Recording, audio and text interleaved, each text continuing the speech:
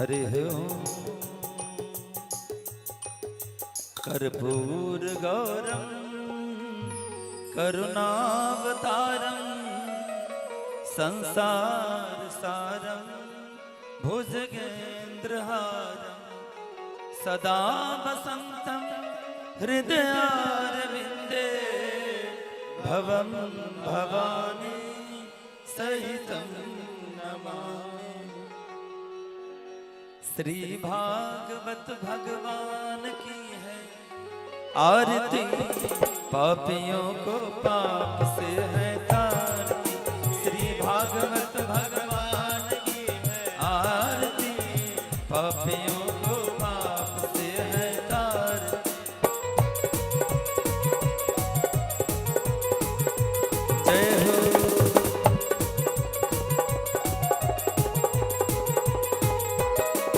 ये अमर ग्रंथ, ये मुक्ति पंथ, ये पंचम वेद निराला, नव ज्योति जगाने वाला। ये अमर ग्रंथ, ये मुक्ति पंथ, ये पंचम वेद निराला, नव ज्योति जगाने वाला। हरि नाम यही, हरि ध्यान यही, हरि नाम यही, हरि ध्यान यही, हरि नाम यही, हरि ध्यान यही, हरि नाम यही, हरि ध्यान यही। जग के मंगल की आरती, पापियों को पाप से है तारती।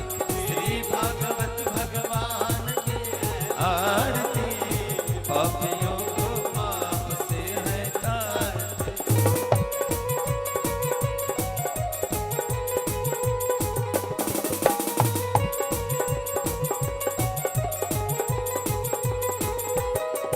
ये शांति गीत पावन पुण्य, पापों को मिटाने वाला, हरि दर्श कराने वाला। ये शांति गीत पावन पुण्य, पापों को मिटाने वाला, हरि दर्श कराने वाला। ये सुख करनी, ये दुख हरनी,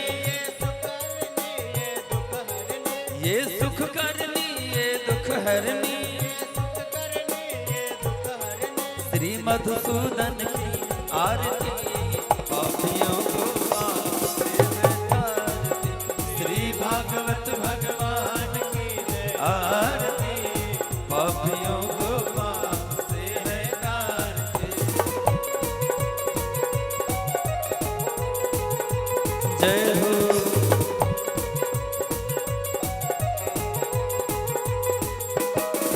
ये मधुर बोल भव पंथ को सतमार्ग बताने वाला, डिगरी को बनाने वाला। ये मधुर बोल भव सतमार्ग बताने वाला, डिगरी को बनाने वाला। श्री राम यही, घनश्याम यही, श्री राम यही, घनश्याम यही, श्री राम यही, घनश्याम यही, श्री राम यही, घनश्याम यही। प्रभु के महिमा की आरती, पापियों को पाप से है तारती। श्री भागवत भगवान की है आरती, पापियों को पाप से है तारती। हरे कृष्णा कृष्ण कृष्ण हरे हरे, हरे राम राम राम हरे हरे। हरे कृष्णा कृष्ण कृष्ण हरे हरे, हरे राम राम राम हरे हरे। कर्पूर गौरम करुणावतारम संसार सारम भुजगेन्द्रहारम सदा वसंतम हृदयारविंदे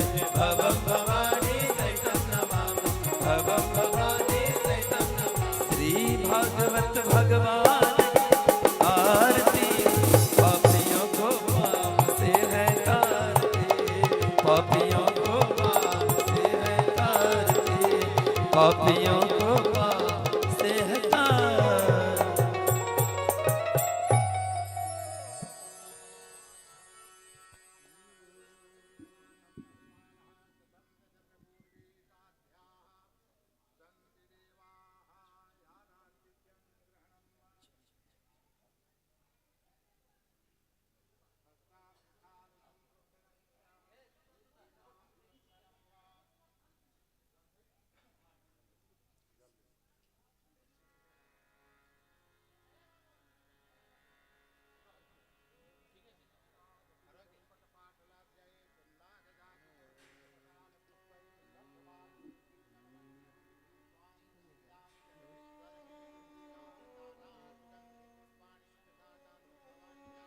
पुष्पांजलि गृहाण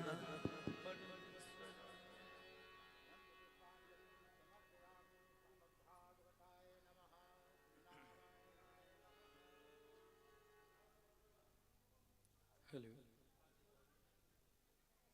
हेलो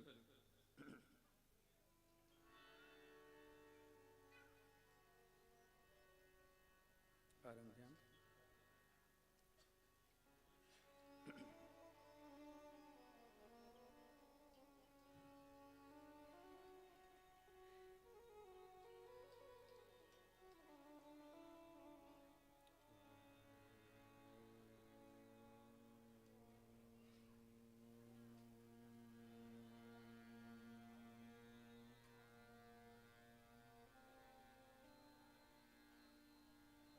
स्वस्ति श्री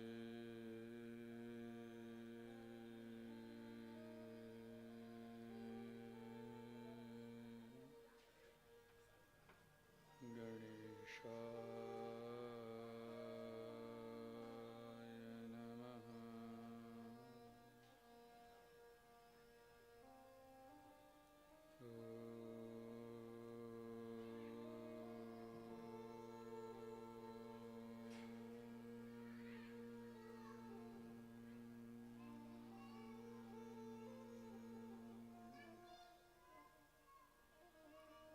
स्वस्ति श्री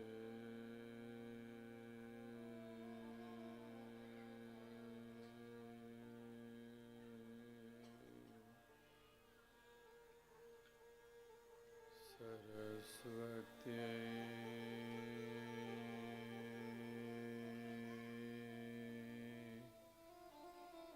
नमः।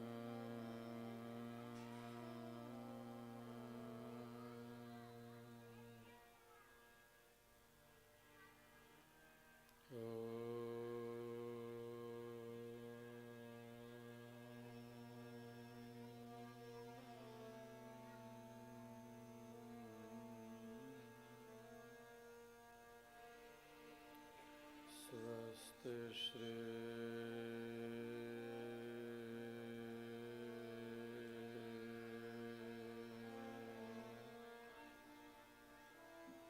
गुरुभ्यो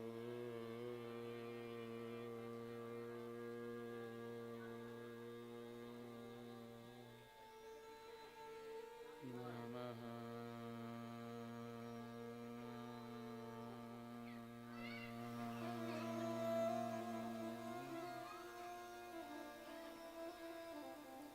शुक्लाम्बरधरं देवं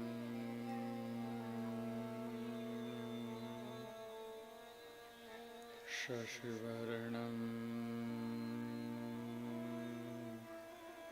चतुर्भुजं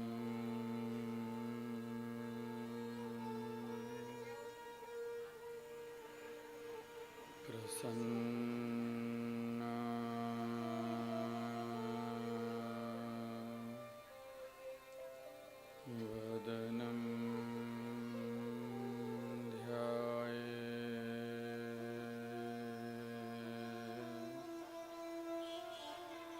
सर्वविघ्नोपशान्तये।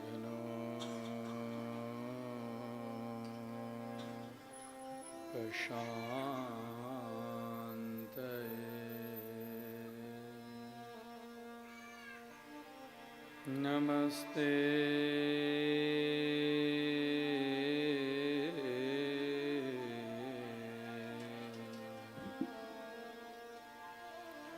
शारदे देवी सरस्वती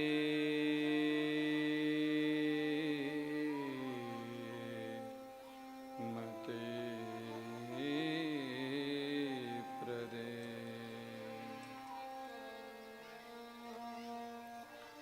वसत्वं मम जिह्वाग्रे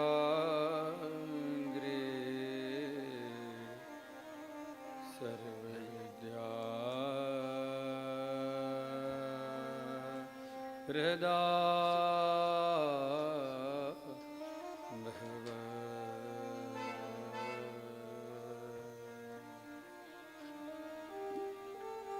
गुरुर्ब्रह्मा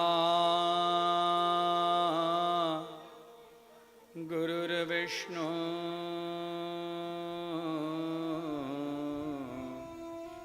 गुरुर्देवो महेश्वर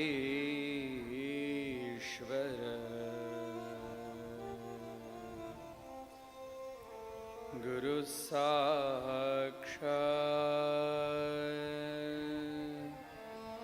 परब्रह्म तस्मै श्री गुरवे नमः। वंशे विभूषितकरान् नवनीरदाभात्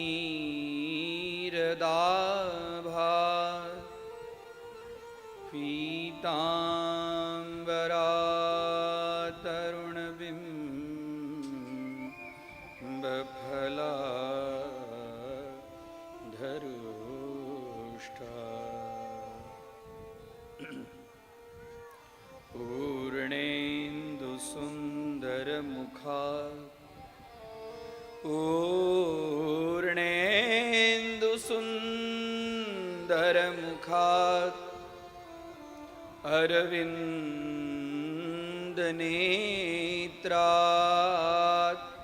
कृष्णात् परं किमपि तत्त्वमहं न जाने।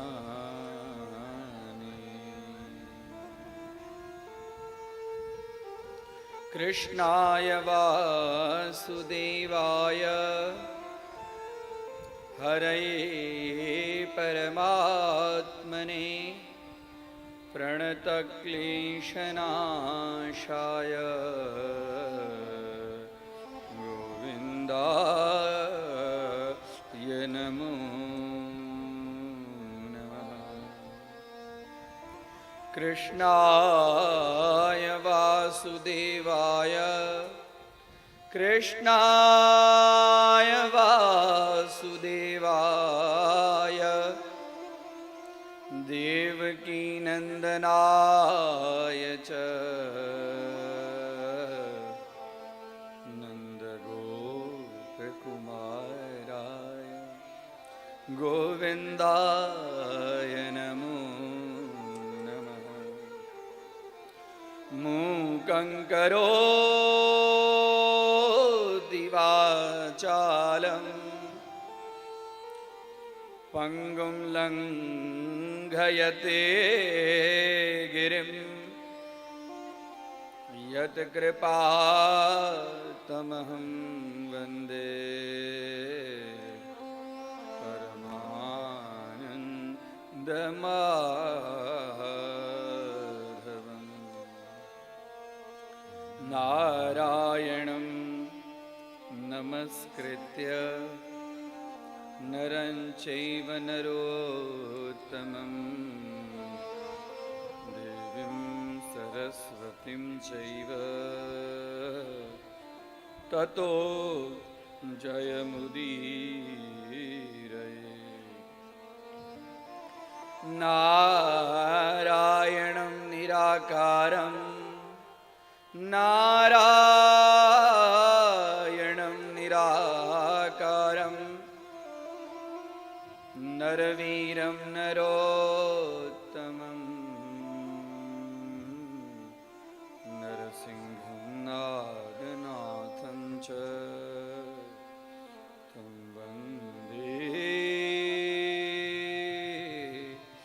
नरकान्तकम्।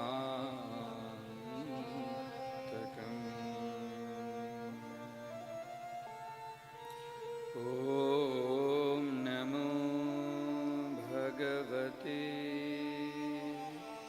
वासुदेवाय। ॐ नमो भगवते वासुदेवाय। ॐ नमो भगवते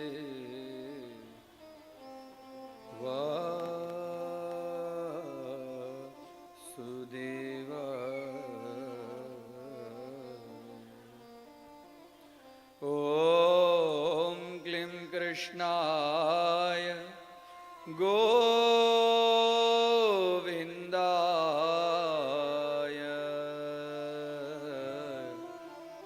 गोपीजन वल्लभाय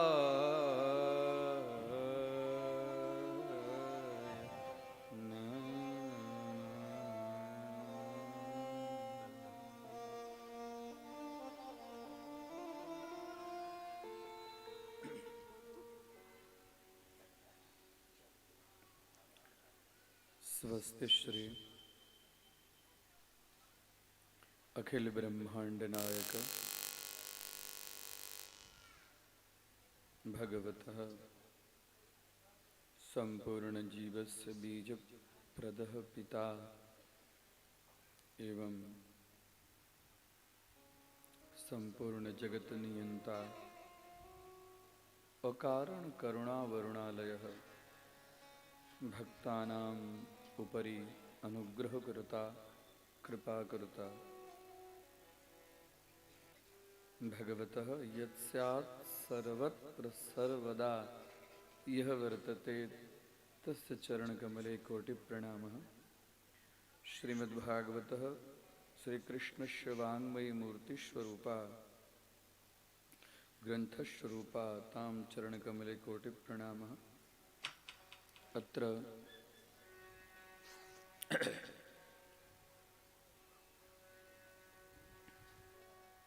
भगवतः श्री आनंदेश्वर महादेव प्रांगणे उपस्थिताः महाभागाः भक्तवृन्दाः एवं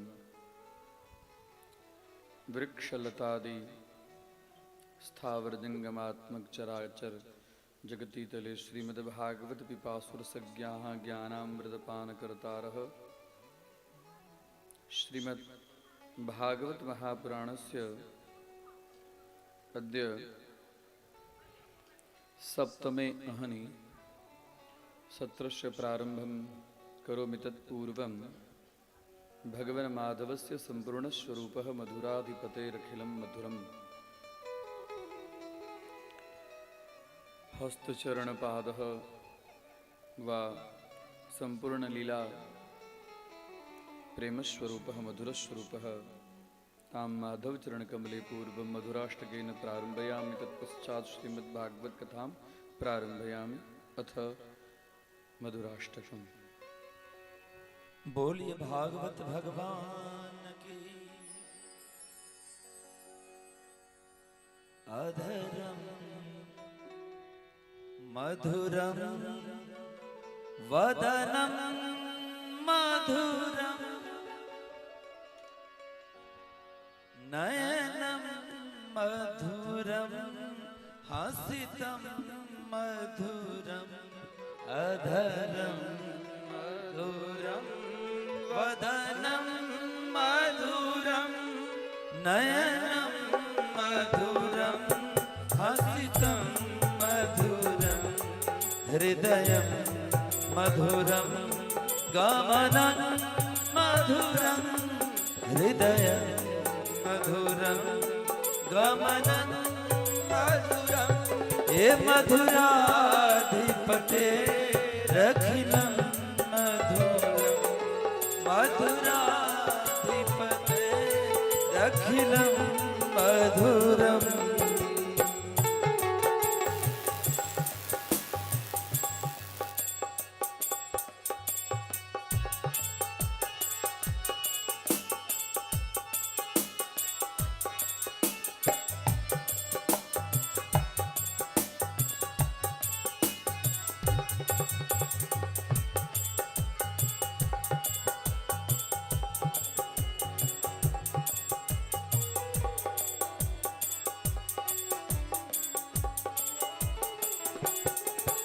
वचनं मधुरं चरितं मधुरं वचनं मधुरं चरितं मधुरं वसनं मधुरं वलितं मधुरं वसनं मधुरं वलितं मधुरं चलितं मधुरं भ्रमितं मधुरं चलितं मधुरं भ्रमितं मधुरं हे मधुराधिपते रखिलं मधुरं मधुराधिपते रखिलं मधुरम्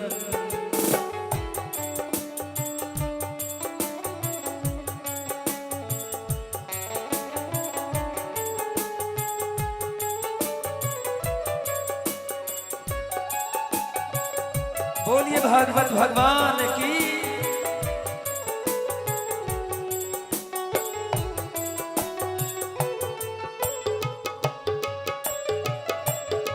राधे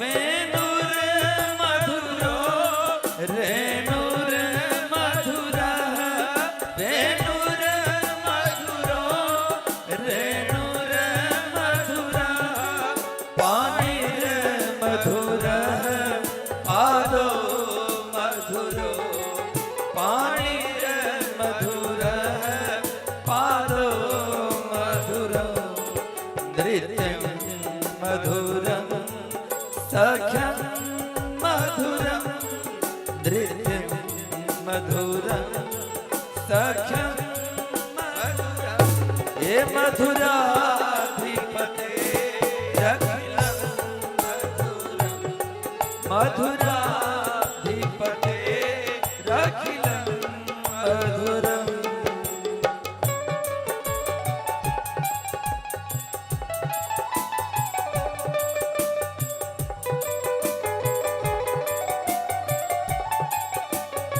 श्री राधे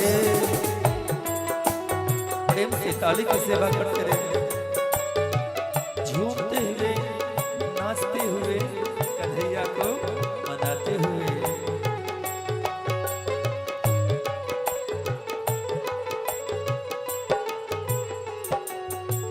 गीतं मधुरं गीतं मधुरं गीतं मधुरं गीतं मधुरं युक्तं मधुरं सुप्तं मधुरं भुक्तं मधुरं सुप्तं मधुरं रूपं मधुरं तिलकं मधुरं रूपं मधुरं तिलकं मधुरं हे मधुराधिपते अखिलं मधुरं मधुराधिपते रखिलं मधुरं जय हो।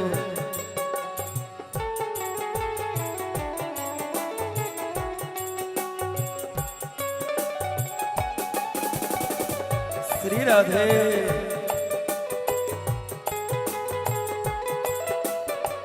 बोल श्री राधा रानी की।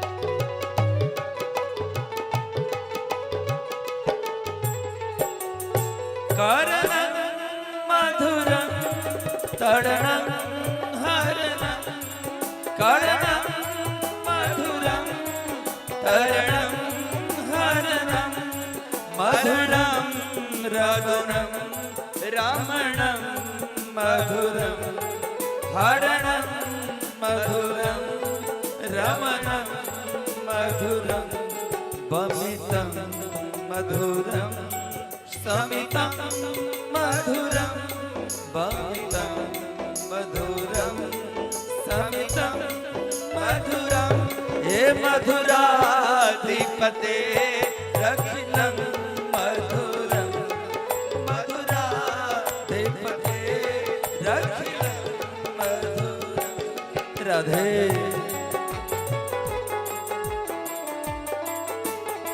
जय हो।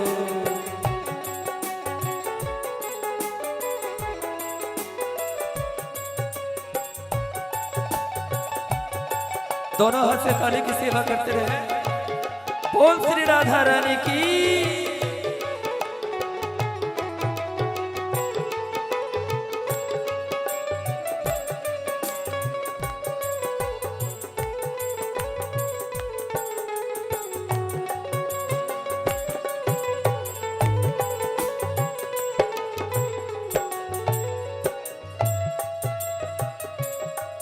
गुंजा मधुरा माला मधुरा गुंजा मधुरा माला मधुरा जमुना मधुरा बीची मधुरा जमुना मधुरा बीची मधुरा सलिलं मधुरं कमलं मधुरं सलिलं मधुरं कमलं मधुरं हे मधुराधिपते रखिलं मधुरं मधुराधिपते रखिलं मधुरं राधे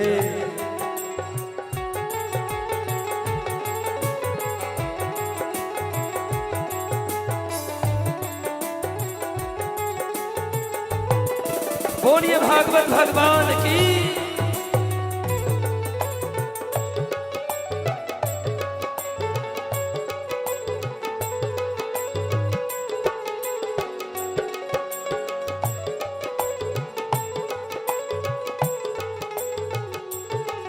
गोपी मधुरा मधुरा गोपी मधुरा लीला भूतं मधुरं युक्तं मधुरं युक्तं मधुरं भूतं मधुरं सृष्टं मधुरं सृष्टं मधुरं सृष्टं मधुरं सृष्टं मधुरं हे मधुराधिपते रखिलं मधुराधिपते रखिलं मधुरं जय हो।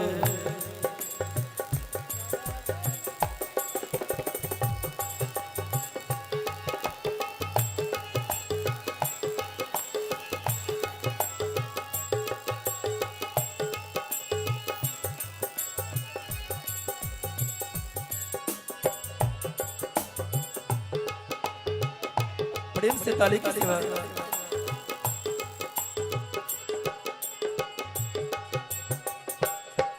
गोपा मधुरा गावो मधुरा गोपा मधुरा गावो मधुरा यष्टिर मधुरा सृष्टिर मधुरा यष्टिर मधुरा सृष्टिर मधुरा दलितं मधुरं फलितं मधुरं दलितं मधुरं फलितं मधुरं हे मधुराधिपते रखिलं मधुरं मधुराधिपते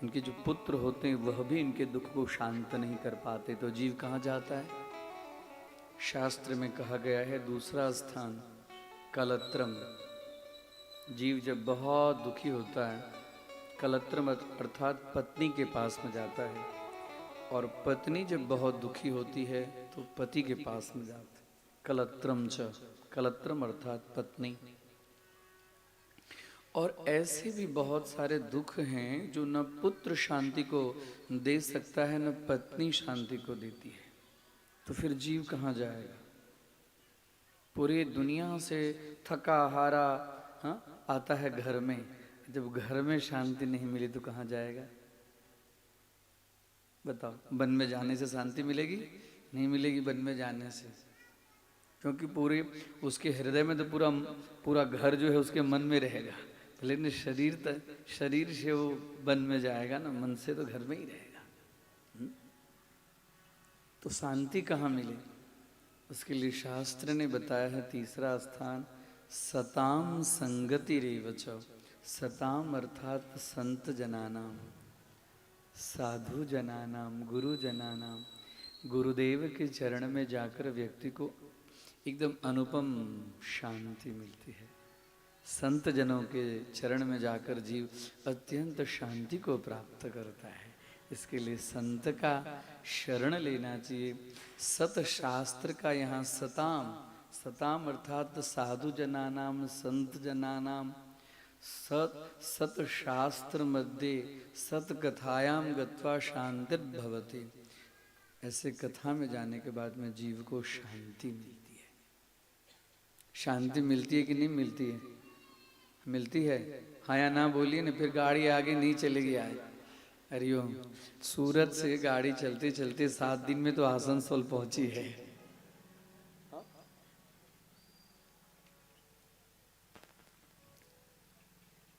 शांति मिलती है, इसी के लिए तो सब काम छोड़ के यहाँ घर का कोई न कोई काम याद आता है, न रसोई याद आती है, न फिर जाकर सासू क्या आज हमारी क्लास लेगी कि नहीं लेगी पता नहीं, क्यों? या फिर हम बहू का क्या क्लास लेंगे वो भी ठिकाना नहीं। बोले राधे राधे। कुछ याद आता है? हाँ, भगवत कथा ऐसी है कि जीव इसमें सब कुछ अपने आप को विस्मरण करके त्यागात शांतिरनंतरम। गीता जी में भगवान श्री कृष्ण अर्जुन को कहते शांति कहाँ है? तो शांति है त्याग में। त्याग में, संचय में शांति नहीं है।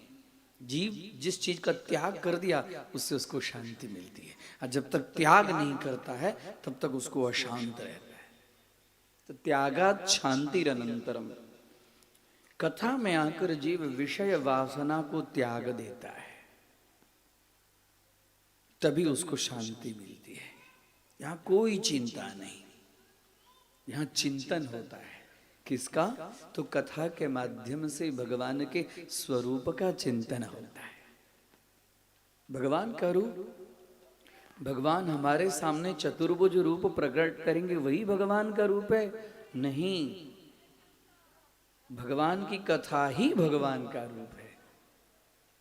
हम आप उतने बड़े तपस्वी सिद्ध योगी ऋषि महर्षि नहीं बन गए तो भगवान हमारे आपके सामने चतुर्भुज रूप में प्रकट होंगे। तब तो भगवान की कथा ही भगवान के स्वरूप का दर्शन कराती है। भागवत में जैसी जैसी कथाएं आते वैसे वैसे उनके लीला का स्मरण हृदय में करना चाहिए।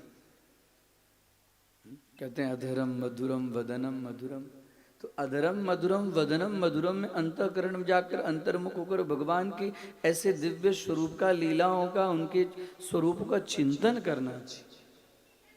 वही चिंतन उनका दर्शन है। कलयुग के जीव को यदि स्वप्न में भगवान दर्शन दे तो स्वप्न दर्शन ही साक्षात दर्शन है। बोले राधे राधे। स्वप्न दर्शन, स्वप्न में दर्शन, गुरुदेव का दर्शन हो, इष्ट का दर्शन हो, मैं बाल कृष्ण का दर्शन हो तो समझना चाहिए कि भगवान की बड़ी कृपा है।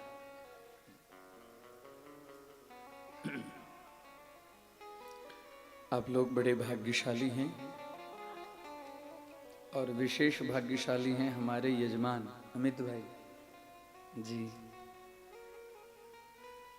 जब मैं इनकी तरफ देखता हूँ तो देखता हूँ कि नजर इधर उधर रहती ही नहीं, हमारे तरफ ही रहती।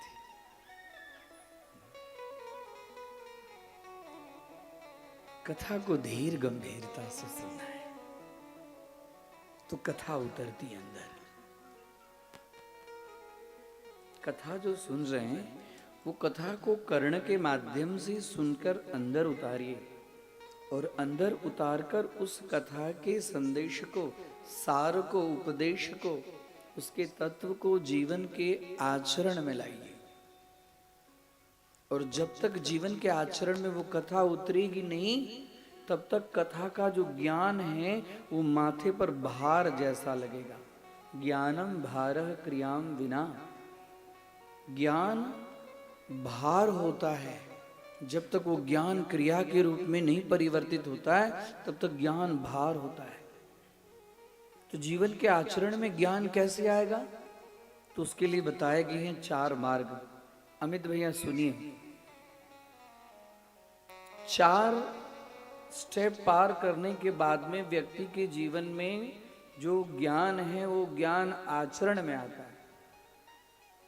चतुर्भिश्च प्रकार व्याकरण महाभाष्य में महर्षि पतंजलि लिखते हैं कि चतुर्भिश्च प्रकारेर विद्योपयुक्ता भवति आगम कालेन, स्वाध्याय कालेन, प्रवचन कालेन, व्यवहार कालेन इति। हाँ, जो विद्या का आचरण जो होगा, ज्ञान का आचरण होगा, कैसे होगा? तो उसके लिए 3 मार्ग क्रॉस करके 4था मार्ग है आचरण, व्यवहार। व्यवहार में तो सर्वप्रथम मार्ग है, प्रथम मार्ग आगम कालः। आगम कालः, स्वाध्याय कालः, प्रवचन कालः, व्यवहार काले नीति। तब व्यक्ति के जीवन में जो ज्ञान, उसको जो ज्ञानार्जन किया है, ज्ञान की प्राप्ति किया है, ज्ञान को ग्रहण किया है, उसकी उपयोगिता उसको व्यवहार में लाया जाता है। ध्यान से सुनिए, ये सिद्धांत है, ये सिद्धांत है। किसी सिद्धांत को समझाने के लिए दृष्टांत होता है तो अच्छे ढंग से समझ में आती है, सिद्धांत है। इसी सिद्धांत को समझाने के लिए भगवान ने, वेद व्यास ने 18,000 श्लोक, ये सब गीता के सिद्धांत हैं, ये सब व्याकरण महाभाष्य के सिद्धांत हैं। ये जिन्होंने व्यक्त किए वो कोई मनुष्य नहीं थे, भगवान शेषावतार पतंजलि थे। पतंजलि के लिए शेषावतार शब्द का प्रयोग, भगवान पतंजलि शेषावतार। उन्होंने कहा है कि 4 प्रकार से विद्या की उपयोगिता होती है। तो जो विद्या है, जो ज्ञान है, वो आचरण में होता है। कैसे कैसे? तो सर्वप्रथम प्रथम प्रकार है आगम कालेन। आगम मतलब प्रवेश।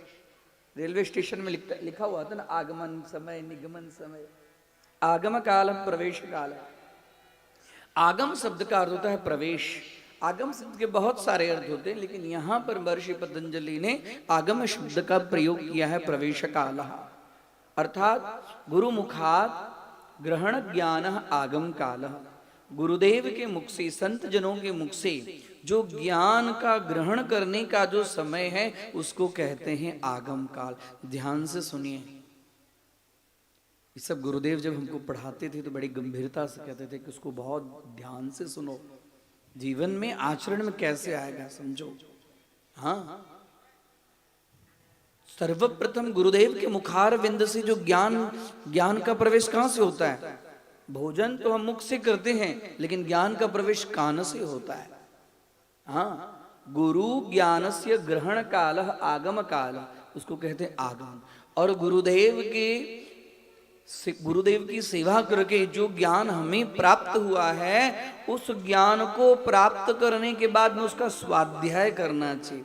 स्वाध्याय मतलब एक्सरसाइज जिसको कहते हैं। स्वाध्याय अर्थात स्व अध्ययनम स्वाध्याय, मतलब जो गुरुदेव ने हमें जो ज्ञान दिया है उसको बार बार उसको अध्ययनम चिंतनम, चिंतन करो कि हमें कौन सा ज्ञान प्राप्त हुआ है, हमने क्या प्राप्त किया।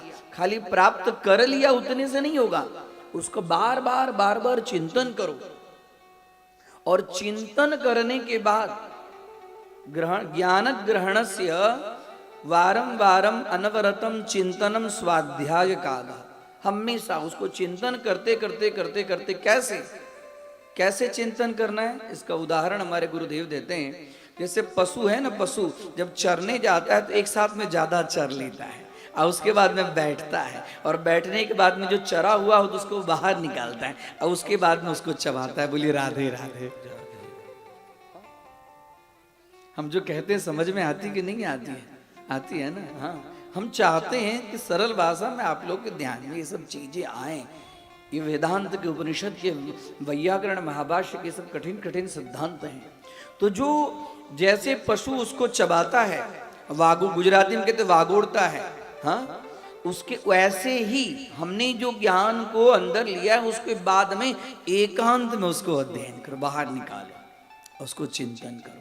और जब चिंतन करो तो चिंतन करते करते करते उस ज्ञान को बांटो लोगों में। तीसरा काल है, तीसरा स्टेप है प्रवचन काल।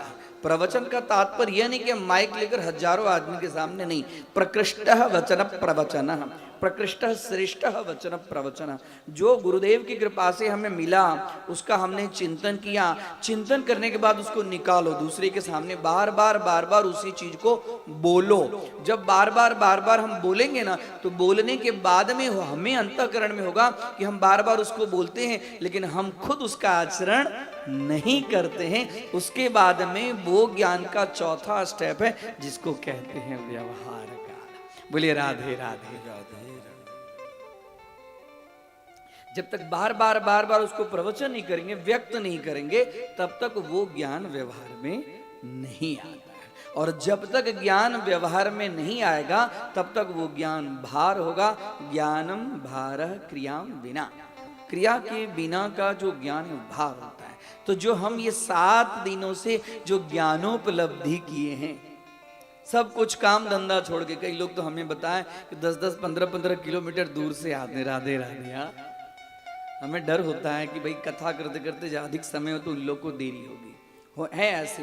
तो ये जो आ रहे हैं, जिस कार्य के लिए आ रहे हैं उसको, उसकी उपयोगिता क्या, हमें अच्छा लगता है, थोड़ा हम भजन सुन लिए, थोड़ी हम कथा सुन लिए, राधा रानी की बात हो गई, हाँ, रामचंद्र जी की बात हो गई, नहीं। ये सबका जो मूल है, यत्सार भूतम तदुपासनीयम हंसो यथा क्षीर मिवाम्बु मध्या। जैसे हंस के सामने दूध और पानी दोनों रख दीजिए तो भगवान ने उसके गले, उसके कंठ के अंदर में ऐसा एक टेक्नोलॉजी यंत्र रख दिया है जो दूध और पानी में से दूध को ग्रहण कर लेता है और पानी को छोड़ देता है। वैसे ही तत्व को ग्रहण कर लीजिए जो ग्रहण करने लायक चीज है, और ग्रहण करके उसको जीवन में आचरण कीजिए। बोले कृष्ण कन्हैया लाल की। 7 दिन में, आज 7वां दिन है, कुछ कथा का फल होना चाहिए ना। हाँ, प्रथम दिन में बीज का गर्भाधान होता है, अंकुरित होता है, और सप्तम दिन में, 7 दिन में देखते हैं ना, जौ को भी देखते हैं तो धीरे धीरे तीसरे दिन से तो उसकी, हाँ, उत्पत्ति शुरू हो जाती है, और 7वें दिन में तो ऐसे बड़े बड़े हो जाते हैं। तो भूमि के अंदर में बीज का जब संयोग होता है, अंकुरित होता है, तो वह भी 7वें दिन में अपने आप पनपने लगता है। तो हमने जो 7 दिन तक ये जो ज्ञान की प्राप्ति की है वो भी हमारे जीवन के अंदर में अंकुरित होना चाहिए, पनपना चाहिए, विकसित होना चाहिए, और उसका आनंद हमें हमारे परिवार को, हमारे समाज को, हमारे राज्य को और हमारे राष्ट्र को होना चाहिए। बोले कृष्ण कन्हैया लाल की जय।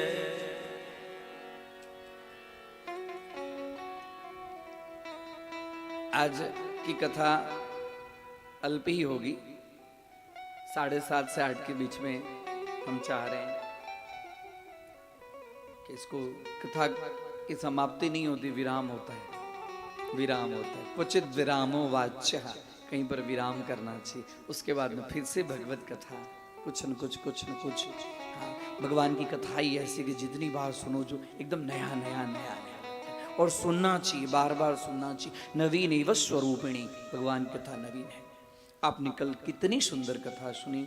हाँ, कथा तो मेरी बाकी रह गई, आप लोग के तो भक्ति में मैं खुद अपने आप को भूल गया। राधे राधे। हाँ? जो संपूर्ण कार्य की आयोजिका है निभा जी के आने से ही वातावरण पूरा बदल गया। बदला कि नहीं बदला आपको पता नहीं, हमें पता, हम तो यहां से देख रहे थे, पूरा वातावरण बदल गया। ऐसे जो जीव होते हैं जिनके ऊपर में ईश्वरीय शक्ति कृपा होती है, वो जहाँ जाते हैं कुछ न कुछ इस तरह से वातावरण बन जाता है, जिसका प्रत्यक्ष दर्शन हुआ। रुक्मिणी माता के आनंद में एकदम मस्ती से अपनी सुध बुध भुलाकर जो नाच रही।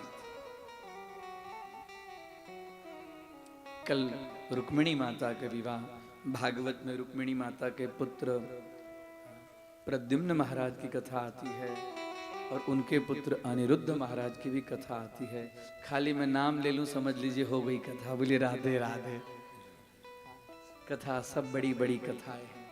उसके बाद में भगवान के 8 पटरानियां और 16,100 जो भौमासुर ने, पृथ्वी के पुत्र भौमासुर थे, उन्होंने साम्राज्य में कैद किया था।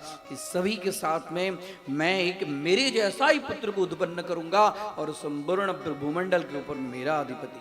और भगवान ने भौमासुर का संहार करके उसके पुत्र सहदेव को राज्याभिषेक करा के और 16,100 जो कन्याएं थी, वो कन्या नहीं है। वेद मंत्र में प्रमाण मिलता है कि भगवान को प्राप्त करने के लिए ये 16,100 श्रुतियां हैं, वेद मंत्र हैं जो भगवान को प्राप्त करना चाहती थी। अब वो वेद मंत्र भगवान को प्राप्त करने के लिए उन लोगों ने मानव शरीर धारण किया और उसके बाद में भगवान के साथ में संयोग करके भगवान ने 16,100 और 8 पटरानियों के साथ में सुंदर गृहस्थाश्रम व्यतीत किया। भागवत में कथा आती है कि नारद जी दिनचर्या देखने जाते, उनको बड़ी प्रसन्नता होती है। इस तरह से अनेक प्रकार के। और उसके बाद में आगे युधिष्ठिर का राजसूय यज्ञ होता है और राजसूय यज्ञ में भगवान श्री कृष्ण को सबसे श्रेष्ठ पद मिलता है और वहां शिशुपाल के साथ में थोड़ी से विवाद और बाद में भगवान ने शिशुपाल का उद्धार किया। यही जो जय विजय में तीसरा जो लोक का जन्म था, दंतवक्त्र और शिशुपाल। तो शिशुपाल के बाद में दंतवक्त्र, विदुरथ इत्यादि का भगवान संहार करते हैं। अनेक प्रकार की दिव्य दिव्य कथा आती है। नृग राजा की कथा आती है। एक राजा एक ब्राह्मण को गाय दान दे दिया और फिर वही दान किए हुए चीज को उसने दूसरे ब्राह्मण को दान कर दिया। इसके फलस्वरूप ब्राह्मण ने शाप दे दिया कि तू बार बार गिरगिट की तरह रंग बदलता है, तो तू जा गिरगिट हो जा। तो राजा नृग गिरगिट हो गए। और फिर वो दान, कितना दान किया था, तो वर्णन मिलता है कि इस भूमंडल के अंदर में रजगण जितने थे उतना, भूमंडल में जितने रज हैं, हाँ आकाश में जितने तारे हैं, हाँ वो भी उसके दान के समान, उसके बराबरी में इतना दान वो किया। दानम दुर्गति नाशनम, दान करने से दुर्गति का तो नाश होता है, लेकिन बड़ी सावधानी से देखिए। सब कथाओं के पीछे तात्पर्य है कि हमारे द्वारा कौन सी चीज किस तरह से हम दान कर रहे हैं। दान की हुई चीज को फिर से हमें दान हम न करें, उसको वहां से अपने आप जिसके निमित्त से दान कर दे उसको दे दें। लोगों के अंदर में होता है कि ये दान इसके निमित्त से हम रखते हैं, समय आएगा तब हम देंगे। और कभी कभी दान किए हुए चीज का स्वयं उपभोग कर लेते हैं, तो उसका प्रतिफल बहुत उल्टा होता है। लेकिन भगवान की कृपा से राजा नृग को परम गति, भगवान के स्पर्श से राजा नृग को परम गति प्राप्त हुई। बहुत सुंदर अनेक अन्यान्य कथाएं सब हैं। भगवान श्री कृष्ण के द्वारा देवकी माता के 6 पुत्रों की प्राप्ति भी होती है, त्रिदेव की परीक्षा भी होती है। ये सब कह रहा हूं मतलब कथा हो गई। हाँ, हमारे गुरुदेव कहते थे इसके बाद यदि कोई कथा वाचक कहे तो समझना चाहिए 15-20 अध्याय हो गया। बोलिए राधे राधे। क्योंकि भागवत की कथा तो दिव्य कथा, लीलामृत की कथा है। हमारे गुरुदेव कहते थे कि एक अ शब्द का, खाली अ शब्द के ऊपर में यदि प्रवचन किया जाए तो 1 वर्ष तक खाली अ के ऊपर में प्रवचन होगा, तो फिर भी वह अ की व्याख्या जो है वो संपन्न नहीं हो पाई, खाली अ के ऊपर। अन्य अन्य कथाओं का वर्णन। उसके बाद में बड़ी सुंदर कथा, राजा परीक्षित भगवान सुखदेव जी से कहते हैं कि आप हमें भगवान की बहुत अत्यंत मधुर मधुर कथाओं का श्रवण तो कराएं, लेकिन मेरे कान को तृप्ति होती नहीं है। भागवत के अंदर में भगवान के नाम का विशेष वर्णन। हाँ, भागवत में भगवान के नाम का जहां देखिए वहां, ध्रुव ने भगवान के नाम मंत्र का जाप करके, प्रहलाद ने भगवान के नाम मंत्र का जाप करके, जो देखेंगे बहुत सारे ऐसे महापुरुषों की कथा। भागवत जो है परमहंसों की कथा है। भागवत में जिन जिन की कथाएं हैं, जो जो राजाओं की कथाएं हैं, कोई साधारण नहीं है, परमहंस हैं। सुखदेव जी कहने वाले और परमहंसों की कथा और परीक्षित को सुनाने वाले, तो परीक्षित भी परमहंस है। आइए सब लोग 2 मिनट भगवान का नाम संकीर्तन करें, उसके बाद में आगे की कथा की तरफ आगे बोल श्यामले सरकार राधा रानी की। आइए एक प्यारा सा भजन।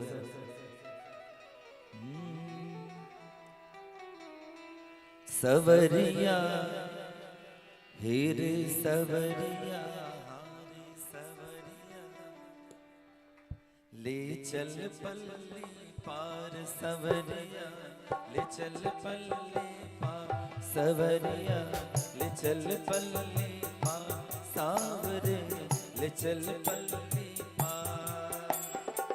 जहाँ विराज राधा रानी, जहाँ विराज राधा रानी, अलवेली सरकार सवरिया, ले चल पल्ले पार सावरे, ले चल पल्ले पार।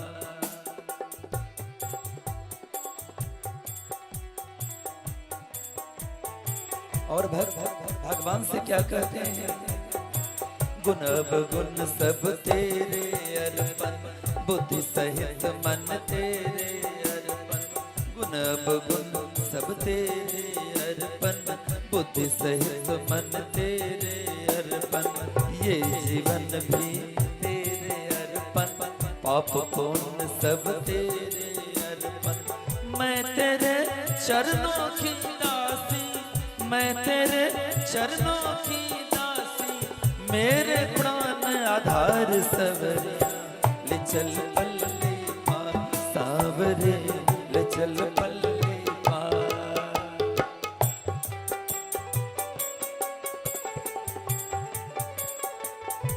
अरे ओ प्यारे,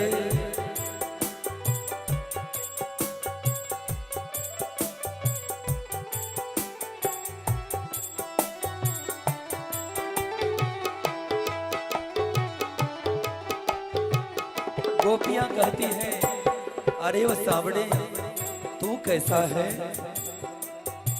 तेरी आस लगा बैठी हूँ, लज्जाशील गवा बैठी हूँ।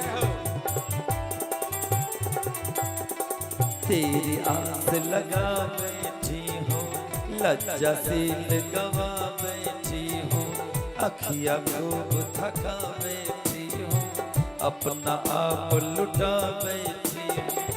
सावड़िया में तेरी रागिनी, सावड़िया में तेरी रागिनी, तू मेरा मल्हार सवरिया, ले चल पल्ले पार सावरे, ले चल पल्ले पार।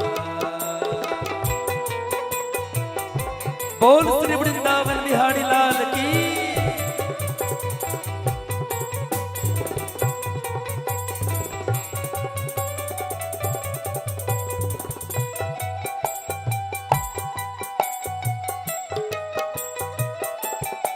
जय हो।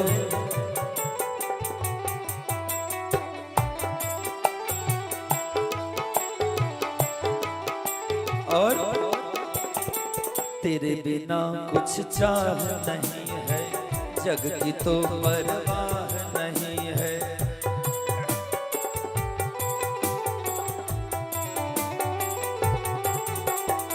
तेरे बिना कुछ चाह नहीं है, जग की तो परवाह नहीं है।